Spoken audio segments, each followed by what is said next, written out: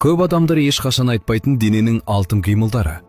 Жамбасын жалпақ немесе салбырап тұр деп уайымдама, қызғанудың қажеті жоқ.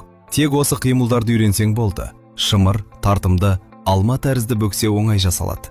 Мұрнының жанындағы әжімдер тереңдеп қорықпа. Қымбат кремдер мен процедуралардың қажеті жоқ. Осы бірнеше жаттығуды қайталап көр.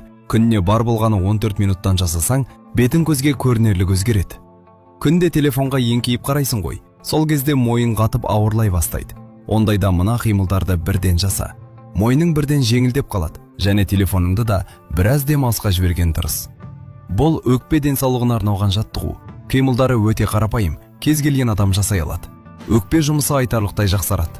Әр қимылды 41 реттен орындасаң, тыныс алуың әлдеқайда жеңілдейді.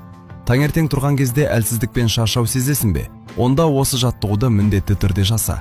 Әр таң сайын 15 минутымды бөлсең, күні бойы энергияң тасып, шабытың күрт артады. Бұл белдің ең жақсы көретін қимылдары. Әр қозғалысты 30 реттен орындау жеткілікті. Белдегі ұсақ ауырсынулар жоғалып, белің қайтадан 18 жастардай жеңіл болады. Иығың қатып, ауырып кететін кездер болады ғой. Ондайда осы жаттығуды ғана жаса. Массажға барудың керегі жоқ. 10 минутыңды бөлсең болды, иығың босап, бүкіл денең жеңілдеп қалады.